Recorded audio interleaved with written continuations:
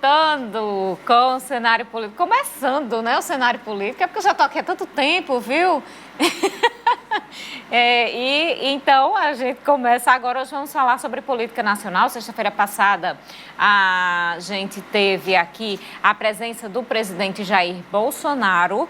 E hoje nós vamos conversar com a cientista política, não só sobre a visita, mas também sobre política nacional como um todo, o que é que está acontecendo, que estratégias são essas, a questão das estratégias econômicas do governo, essa agenda desenvolvimentista. Quem vai conversar comigo é a professora Terezinha Albuquerque, ela é cientista política, já esteve aqui no programa com a gente e hoje está de volta para conversar comigo virtualmente aqui.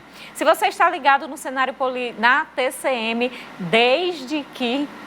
Voltando para cá, vamos lá. Se você está ligado na TCM, desde a hora do jornal, 6 horas da noite, você viu que Vonúvio apresentou o jornal TCM. Nos próximos dias vai apresentar o jornal TCM e você fica aqui comigo fazendo o cenário político. Participe do programa através das nossas redes sociais, Twitter, @CenaPolíticoTCM, facebook.com/Cenário Político TCM, tem também o WhatsApp 88028979 e o Instagram, @Cenário Político TCM. E a gente começa o programa de hoje com os números do coronavírus no estado do Rio Grande do Norte. Sexta-feira passada, excepcionalmente, a gente tinha muito material, não mostrou, mas hoje estão aí. Casos confirmados são 59.649. Número de mortes está em 2.173. Casos suspeitos, 24.007. E mortes ainda por investigação, 235. A ocupação dos leitos hoje está a seguinte: aqui na região oeste, 78%. Pau dos Ferros, 70%. Na região metropolitana de Natal, 40,7%. Na região Seridó, 54%. No Mato Grande, 20%. A fila de espera por UTI não tem pacientes. Esse dado foi colhido agora no início da noite. A fila de espera de pacientes com perfil de UTI esperando por transporte são 6 pacientes. Vocês podem ver aí na região oeste, a ocupação dos leitos em 78%. É um número alto. A gente viu na semana passada números muito mais baixos, chegamos ali a 50 e alguma coisa, mas na última sexta-feira foi anunciado, na última quinta, aliás, foi anunciado a mudança do perfil dos leitos de UTI aqui, tanto no Hospital Regional Tarcísio Maia, quanto no hospital... Não, Ismael? Quanto no hospital, aqui nos hospitais de atendimento de Covid, o número de leitos reduziu. Por quê? Porque reduziu a demanda, o número de pacientes reduziu. Então, a quantidade de leitos aqui em Mossoró foi reduzida, de leitos de UTI para pacientes de Covid. Então, realmente, a demanda está aí maior. A gente hoje, excepcionalmente, também não tem o número dos municípios, porque não estava disponibilizado no site da Secretaria Estadual de Saúde Pública. E agora sim a gente conversa com a professora Terezinha Albuquerque. Vamos começar nosso bate-papo, cientista política que está conectada com a gente aqui no cenário político. Professora Terezinha, boa noite. Muito obrigada pela presença no programa Cenário Político de hoje, mais uma vez aqui com a gente. Semana passada tivemos a presença do presidente Jair Bolsonaro aqui em Mossoró. Ele vem fazendo visitas nos estados do Nordeste. O Nordeste, aqui onde ele tem focado, é a chave para garantir a tranquilidade eleitoral do presidente daqui para 2022? Boa noite, Carol. Boa noite, telespectadores. Espero que estejam me escutando bem. Estão ouvindo bem? Estamos, professora. Boa noite. Ótimo.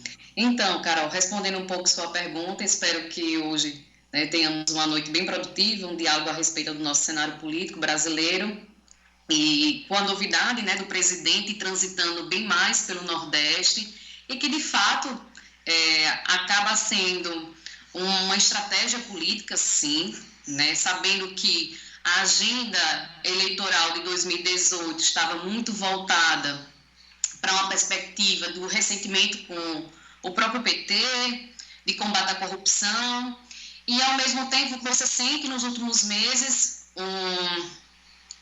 uma mudança de agenda a partir do momento que ele perde um pouco uma centralidade a respeito, principalmente na fragilidade da Operação Lava Jato, e começa a ver uma oportunidade, sim, de ampliar eleitoralmente no Nordeste, até porque você começa a ter uma junção bem positiva, onde você tem o auxílio emergencial, né, em virtude da crise do coronavírus, você tem a inauguração de obras, né, que já estava em processo de andamento e veio para inaugurar, e você, claro, juntando toda essa nova perspectiva, a própria visita, né, do presidente do Nordeste, você cria um campo eleitoral muito fértil. É uma agenda positiva, é uma agenda inovadora. A partir do momento que você sai, né, o presidente ele muda um pouco uma ação, um campo de articulação voltado para discursos mais segregadores, discursos mais polarizantes,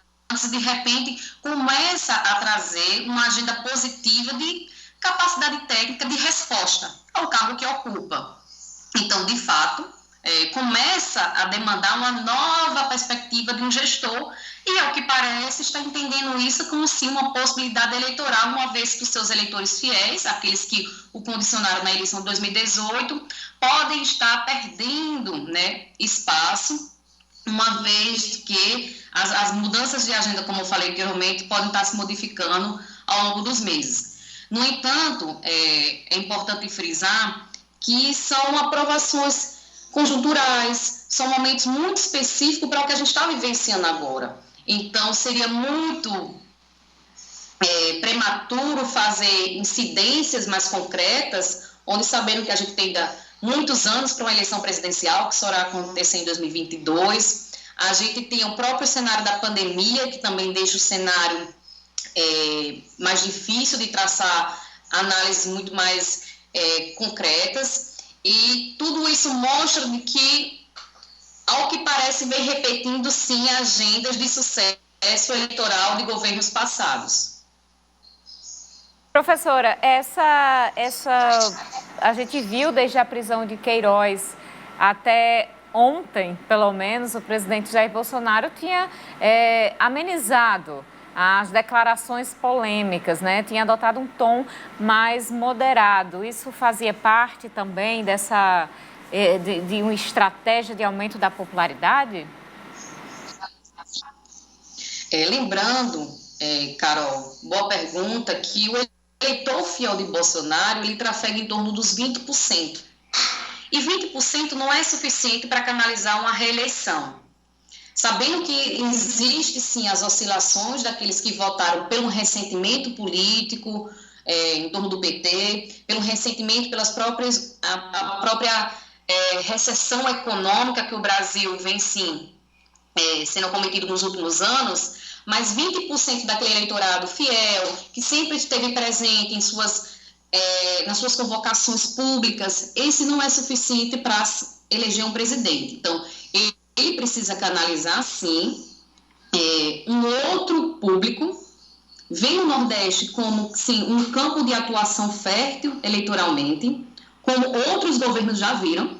Lembrando, o Nordeste historicamente, claro, com o PT enquanto governo, reduto do PT, porém, o Nordeste, pela própria carência, vulnerabilidade social que a região sofre, é uma região governista.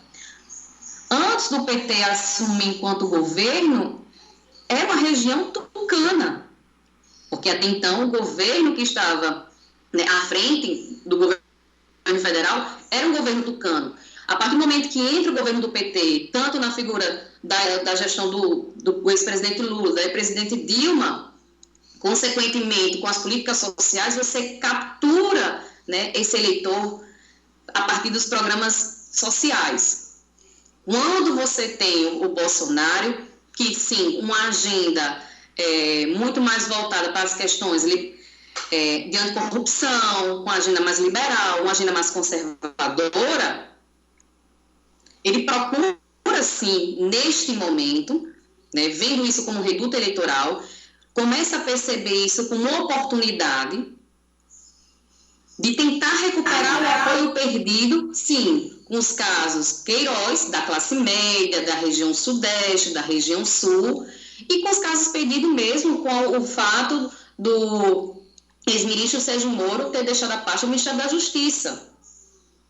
Então, canalizar suas ações voltadas para o Nordeste, com inauguração de obras, com o próprio auxílio emergencial, isso é uma agenda de atração eleitoral, de uma atração de votos. E ele conseguiu perceber isso. A grande questão aí gera, sim, o fato. No próximo bloco, professora, a gente continua aqui o assunto. Vamos para um rápido intervalo, daqui a pouquinho a gente volta.